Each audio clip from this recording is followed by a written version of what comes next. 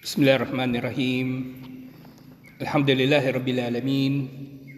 Wassalatu wassalamu ala ashrafil anbiya'i wal mursalin. Nabiyina Muhammadin wa ala alihi wa sahbihi ajma'in. Assalamualaikum warahmatullahi wabarakatuh. So inshallah, babalikan natin yung wasailul ikhlas, mga paraan upang magkamit ng ikhlas. Una, pagdidisiplina sa sarili. Pangalawa, pagkilala na tayo ay nakikita ni Allah. Pangalawa, takwa. Pangatlo, pagkilala na nakikita tayo ni Allah. Pangapat, ang pagsisikap na magkamit ng gantimpala mula kay Allah. Panlima, pagpaparami ng dua kay Allah na biyayaan tayo ng ikhlas. Pang-anim, ang sanayin ng Muslim ang kanyang sarili sa pagpaparami ng mga gawaing pagsamba na hindi nakikita ng iba, na hindi nakikita ng mga tao. Pang-pito, ang hindi paghahangad ng tao ng papuri mula sa iba. Pang-walo, ang pag-aaral sa talambuhay ng mga scholar na nagtataglay ng ikhlas. Pang-siyam, pagtotoo sa sarili. At pang-sampu, makakamit nga ito sa pamagitan lamang ng gabay ni Allah. Ang ikhlas, katulad ng iba pang mga kabutihan, ay nagagawa ng tao dahil sa gabay ni Allah. Walang kakayanan ng tao na gumawa ng anuman liban na lang sa kapangyarihan ni Allah. La hawla wala quwwata illa billah. Walang kapangyarihan at walang lakas liban na lamang sa pamagitan ni Allah. Yun ang ibig sabihin ng la hawla wala quwwata illa billah. Nang usapin nga dito sa ikhlas, bumabalik pa rin sa qadar. Nang qadar ay umiiral ayon sa kaalaman ni Allah. At mula sa mga nalaman ni Allah ay meron siyang pipiliin dito na nagugustuhan niyang mangyari at itatala niya ito at bandang huli lilikhain niya ang mga nilikha upang tuparin ang kanyang itinakda. So natalakay na natin yung hanggang number 6. At ngayon inshallah, sabian adamul hirsi alal madhi wa thana'i li'alla yakuna hammahu ridan nasi faqat. Ang hindi paghahangad ng tao sa pagpuri ng iba upang hindi niya hahangarin ang pagpapapuri lamang o ang papuri lamang ng tao sa kanya. Ibig sabihin na hindi tayo maghahangad ng papuri ng tao. Pero kung pupurihin tayo ng tao, walang problema. Okay? Walang problema. Kung magiging labis-labis yung pagpuri nila, kasalanan nila yun, problema nila yun, hindi sa atin ang problema. Ang mahalaga, hindi tayo nagpakitang tao, hindi tayo nagpasikat, hindi tayo nagpakitang gilas. Ginawa natin ang mga gawain alang-alang kay Allah subhanahu wa ta'ala. Sa sinabi, Qala Dhunnun az-Zahid, sinabi ni Dhunnun az-Zahid, na isa sa mga Muslim na buhay ng unang panahon, Thalathun min alamatil ikhlas. 3 bagay na kabilang sa mga tanda ng ikhlas. Istiwa'ul madhi wa dammi min al-amma wa nisyanur ru'yatal a'mal fi adh-dhahir wa iqtida'u thawab al-akhirah. 3 bagay o 3 palatandaan ng ikhlas.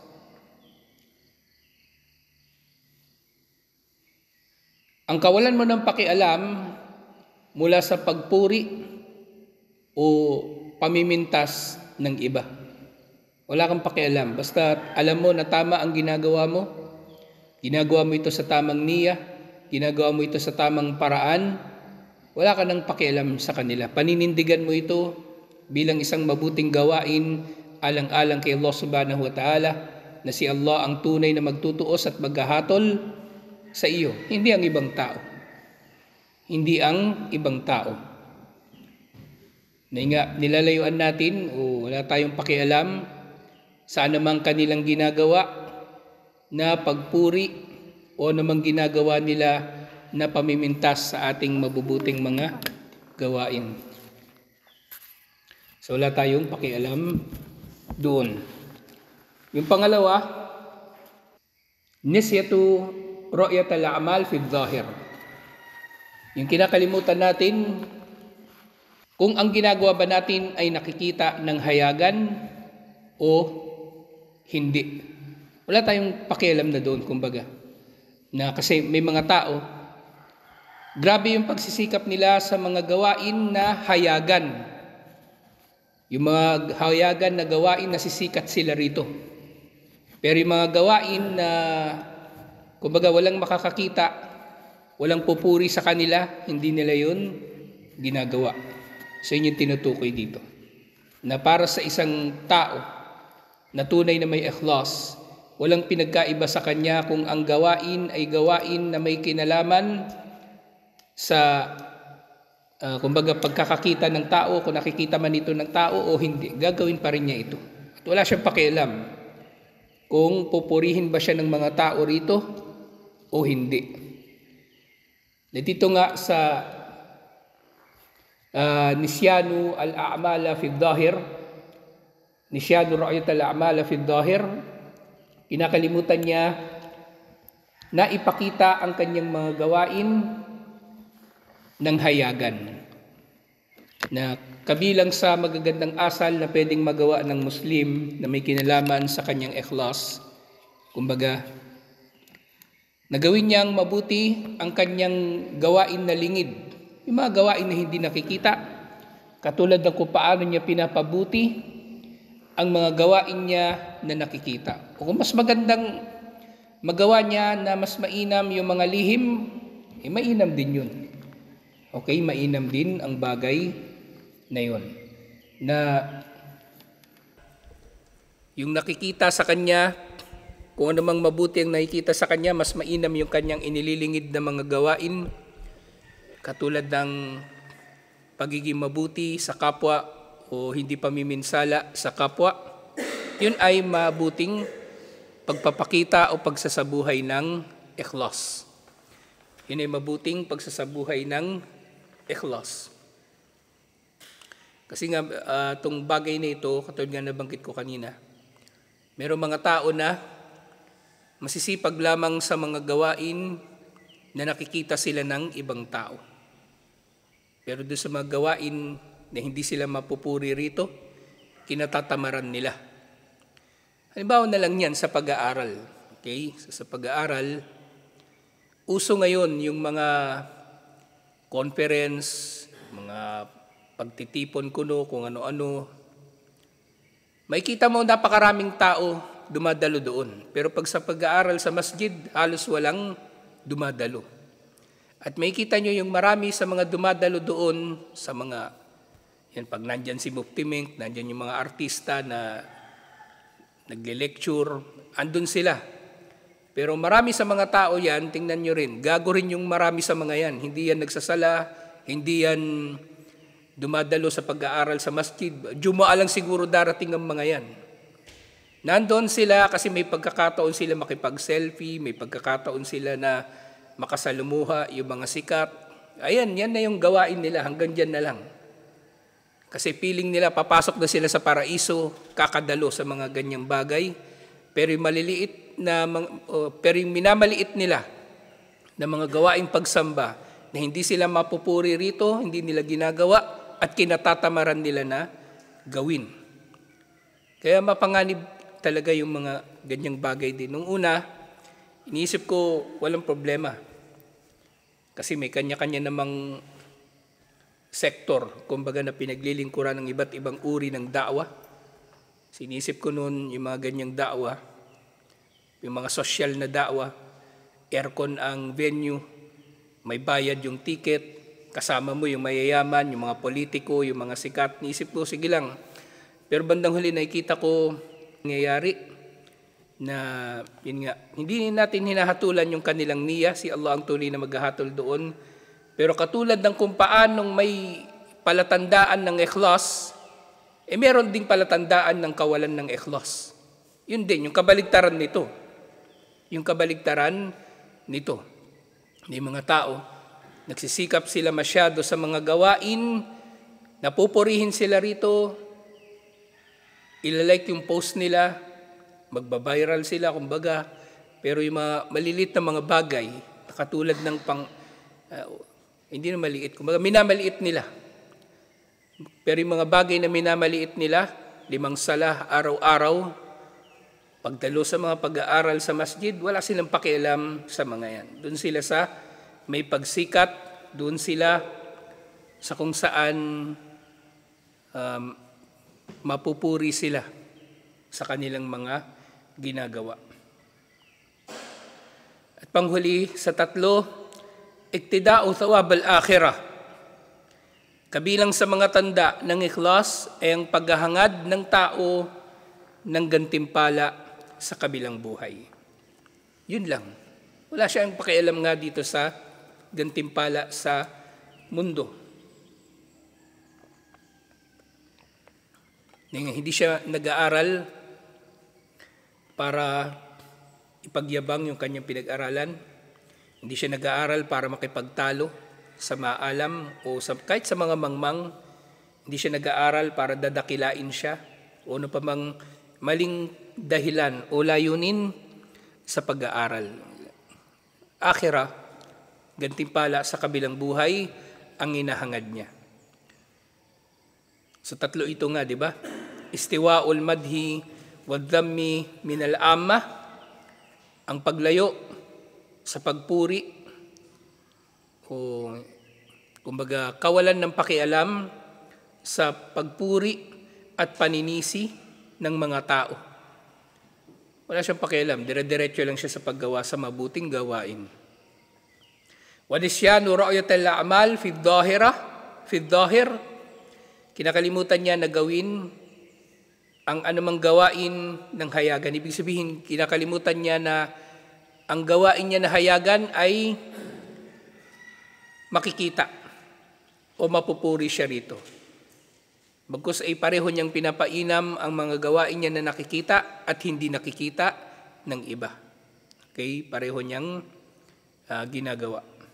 Hindi yung minamaliit niya yung mga gawain na hindi nakikita, pero todo siya pagsisikap sa mga gawain na nakikita ng iba at pupurihin siya dito ng iba. At panghuli, iktida'u thawab al-akhirah, ang pagsisikap para sa gantimpala sa kabilang buhay. Yan nga, anumang gawin nating mabuti dito sa mundo, magkaroon man ito ng gantimpala dito sa mundo. Posible, di ba? Na mabuti mong gawain, merong gantimpala dito sa mundo. Bibiyaan ka ni Allah, poprotektahan ka ni Allah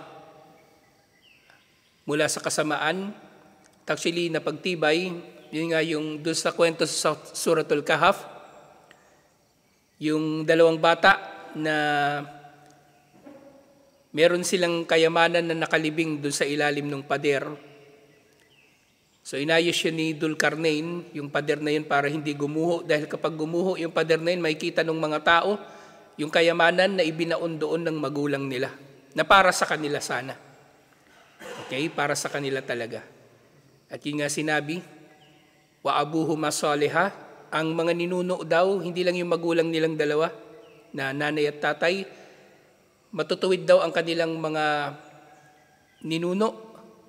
Kaya sila ay pinangalagaan din ni Allah. So, mabibilang yun sa mga biyaya o gantimpala na maaring matatanggap ng tao sa mundo. Na kung matuwid ka, maaring pangangalagaan din ni Allah ang iyong pamilya mula sa kapahamakan. Pero siyempre, kung ano yung gantimpala sa kabilang buhay ay mas matindi at mas nagtatagal kaysa sa anumang gantimpala na makuha ng tao dito sa mundo.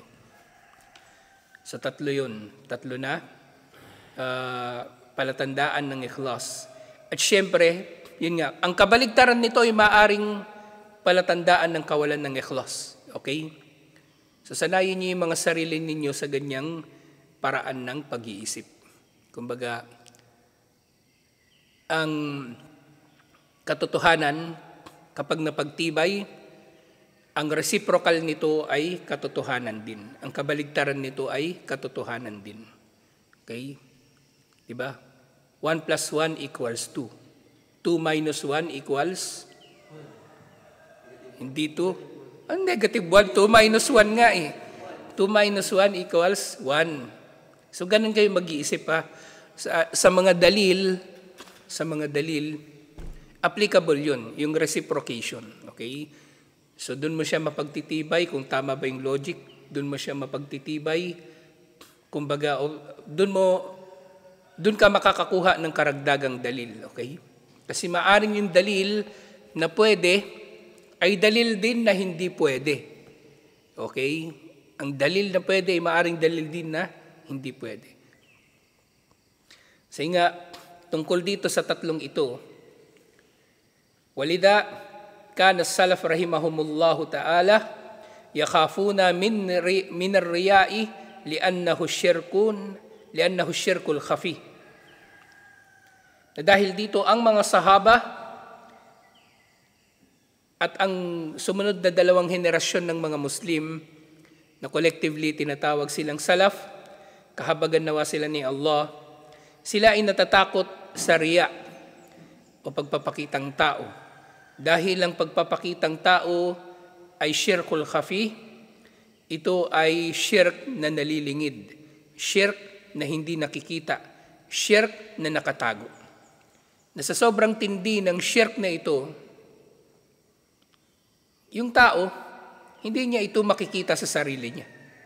Maring hindi niya ito makikita sa sarili niya, liban na lamang nahahanapin niya ito sa sarili niya. Okay?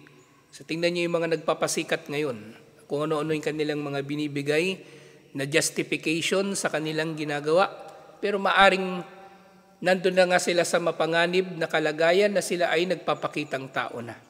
Hindi nila nakita kasi hindi nila hinahanap ang syirkun khafi, ang syirk na nakatago na inilarawan ni Propeta Muhammad sallallahu alaihi wasallam sa isang hadith na yun nga nabanggit natin, di ba? Katulad dito ng itim na langgam na nasa ibabaw ng itim na bato sa madilim na gabi na walang buwan.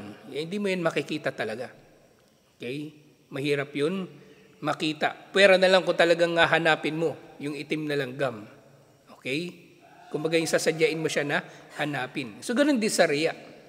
Kung tayo, hindi tayo nagtutuos sa ating mga sarili, kung tayo ba'y nagpapakitang tao na, hindi talaga natin makikita. Hindi natin makikita.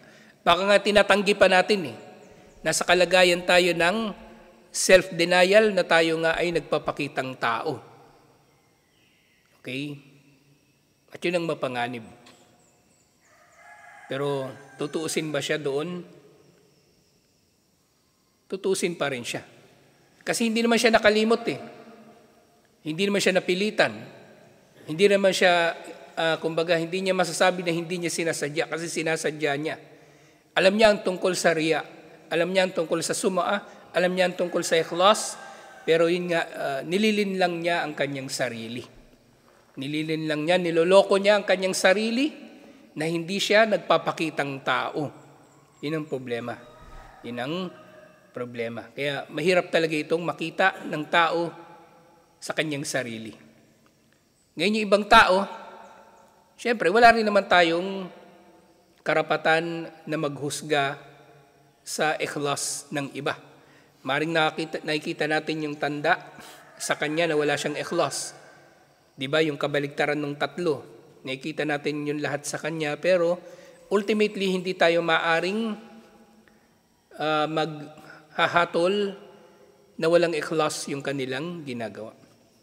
Maaari natin silang babalaan o baka nagre-react ka na o baka ginawa mo yan hindi alang-alang kay Allah. Yun ang pinakamagandang paraan ng pag-express nito. Halimbawa, papayuhan mo yung tao na baka ginagawa mo na yan ng hindi alang-alang kay Allah. Ayusin mo ang iyong niya. Pwede ka magpayo ng ganun, okay? Pwede. pero hindi tayo ang maghahatol. So ito mga ito, pinag-aaralan natin para ma-apply natin sa ating mga sarili, hindi para maghatol sa iba. At ganyan din yung Shirkul Khafi. Yung Shirkul Khafi, iniulat ito ni Ibn Majah, sinabi ni Propeta Muhammad sallallahu alaihi wasallam, bi an yusalli ar-rajulu, ang Shirkul Khafi ay ang magsala ang tao, fayuzayyinu salatu, at pinapaganda niya ang kanyang sala, lima yara min nadarir rajul, na pinapaganda niya ang kanyang sala dahil nakikita siya ng iba. Walang problema na pagandahin ang sala. May nakakakita man sa iyo o wala, walang problema. Po, nandito tayo, maraming tao dito, pinapaganda mo yung sala mo, pinapahaba mo yung pagbasa mo, pinapahaba mo yung ruku, yung sujud. Walang problema. Pero yung problema, yung gawin mo ito para purihin ka ng tao. Okay? Walang problema kung gagawin mo yun, kahit saan, may nakakakita man o wala. Ang problema, pag pinaganda mo yun dahil may nakakakita sa iyo. So dapat wala kang pakialam. Kumbaga, hindi ka nagdi-discriminate sa pagitan ng gawain kung ito ba ay may nakakakita o walang nakakakita. Gawin mo lang ng gawin. Yun nga, di ba, yung tatlong palatandaan ng ikhlas, yung kawalan mo ng kinalaman sa pagpuri o paninisi ng tao sa iyong ginagawang mabuti. Paglimot mo na nakikita ang iyong gawain, kaya wala ka ng pakialam sa kanila at pinapaganda mo ito alang-alang na lang kay Allah. Kahit nakikita pa ang gawain na yun, at paghahangad ng gantimpala sa kabilang buhay at hindi gantimpala mula sa mga tao. Siyempre ito nga, lilinawin natin uli, ilang beses ko na ito nabanggit. Kung ang pagpapaganda ng isang gawain para sa mga tao ay bahagi ng kanilang karapatan, kailangan natin gawin yun. Okay, halimbawa, yung tao merong karapatan sa atin, trabahador tayo. Tapos meron tayong amo, may nagpapasweldo sa atin, meron tayong customer, tapos pinaganda natin yung serbisyo natin, hindi yun pagpapakitang tao. Okay? Hindi yun pagpapakitang tao. Wajib yun. Obligado. Yun ay pagtupad sa karapatan ng iba. Okay? Hindi yun pagpapakitang tao. Si Ahmad, nagde-deliver ng parcel. Dala-dala yung parcel, ihagis niya lang doon sa customer. Yan ang parcel mo. Hindi ako nagpapakitang tao. Ayoko na pupurihin mo ako, si Allah yung pupuri sa akin. Kay Allah ako hingi ng gantimpala. Hindi ganun. Kasi gawain mo na yon, nagiging tama kapag natuwa sa iyo yung tao. Okay? Hindi pwedeng wawaling hiyain mo yung tao sa pagtupad mo sa karapatan niya, tapos gagantimpalaan ka ni Allah. Yung mga ganong gawain ay gagantimpalaan ni Allah sa maayos na pagkakatanggap ng ibang tao sa karapatan nila sa iyo. Walang pagpapakitang tao doon. Walang pagpapakitang tao doon. Okay? Kahit saang trabaho. Nagpipintura ka, pintor ka, o pinaganda mo yung pagpipintura mo, hindi yun pagpapakitang tao. Yun ay pagtupad sa karapatan ng iba. Na mula ron, siyempre, hahangarin mo rin na gantimpalaan ka ni Allah. Kasi binigay mo yung karapatan ng iba. Okay? Nilinaw ko lang kasi baka yung kambal, utusan ni Manong, hindi sila susunod o hindi nila pagagandahin yung pagkakatupad nung ginawa. Pinapatambakan ni Manong, hindi nila tinapos. Sabihin nila, hindi naman kami nagpapakitang tao sa iyo kaya hindi namin tinapos. Hindi pwede. Okay? Basta, karapatan ng ibang tao, tutuparin natin yun. At walang pagpapakitang tao doon. Walang pagpapakitang tao doon. Panghuli insyaAllah, wahadara minhu sallallahu alaihi wasallam wa tawa'ada min fi'lihi bil uquba. Si Propeta Muhammad sallallahu alaihi wasallam, hindi lang siya nagbabala laban sa riya. Pagkus siya ay nagbanta na meron nga itong parusa. Merong parusa ang pagpapakitang tao. Sa hadith na iniulat ni Imam al-Bukhari at Imam Muslim, man samma asam Allahu bihi wa man yura'i Allahu bihi. Sino man ang nagpaparinig ng kanyang mabubuting gawa, yun nga, isang uri din ito ng pagpapakitang tao, di ba? Yung pinagmamalaki mo, yung iyong mga ginawa. At sa ilang banda, maaring mapanganib, mas mapanganib ang pagpaparinig. Kasi nauna mo ng mabuting ginawa mo ng may ikhlas. Tapos ngayon nagpaparinig ka, nanunumbat ka, pinagyayabang mo yung mga dati mong ginawa. Maaring mas mapanganib kasi naapektuhan nito yung kahit yung mga bagay na ginawa mo na noon na may ikhlas. Na maaring tanggap na ngayon, kumbaga tanggap na yun, may gantimpala na ginawa mo ng may ikhlas eh. Tapos ngayon nanunumbat ka.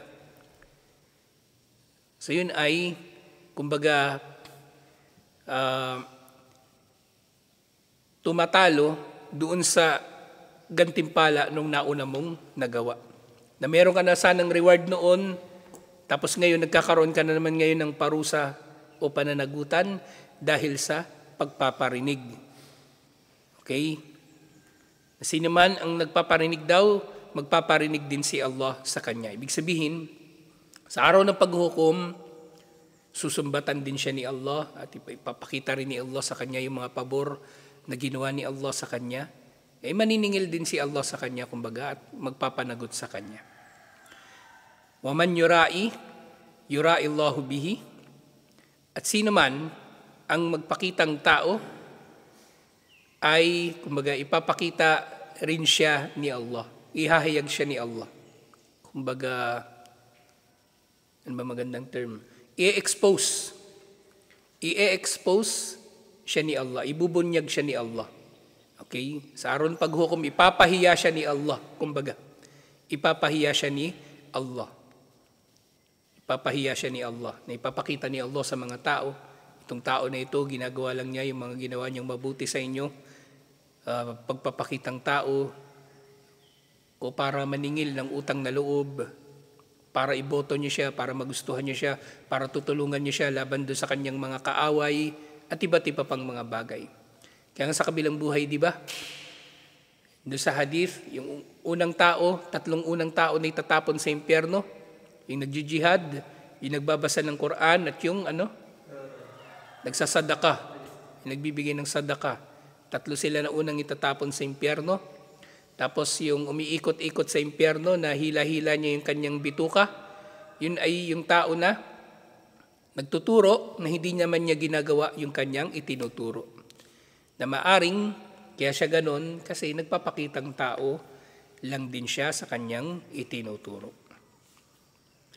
Walidha kana awwal man tusa'ar bihim an-naru yawmal qiyamah kari'ul Qur'an wal mujahid wal mutasaddiq bimalihi. Yun nga. Dahil dito ang unang itatapon sa impyerno, yung nagbabasa ng Quran, yung nagjijihad at yung nagsasadaka. Dahil itong tatlo na ito, tatlong uri ng tao na ito na itatapon sa impyerno, sila yung walang ikhlas sa kanilang ginawa. Alladina fa'alu dalika liyuqal, silang mga gumawa ng mga ito para lamang sabihin sa kanila ng mga tao, fulanon kari, si Pulan ay mahusay magbasa ng Quran. Fulanon syadya, si Pulano ay matapang.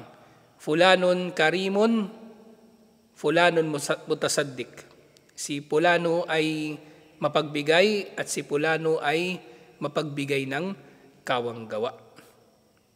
Ito'y hadith na iniulat ni Imam Muslim. Okay? So dapat iiwasan ng tao hanggat maaari. At wala siyang kinalaman nga talaga dapat sa pagpuri ng tao sa kanya. At ang tatlong tanda ng ikhlas, insyaallah, kawalan ng kinalaman ng tao sa pagpuri o paninisi ng tao sa kanyang mabuting gawa. Paglimot niya sa gawain na ito ay ginagawa ng hayagan, kumbaga wala nang pinagkaiba sa kanya kung ang gawain ay lihim o nakikita. At pangatlo, ang maghangad siya ng gantimpala sa kabilang buhay, inshallah. Ito ang mga palatandaan ng ikhlas, inshallah. So itutuloy natin ito next week. Assalamualaikum warahmatullahi wabarakatuh.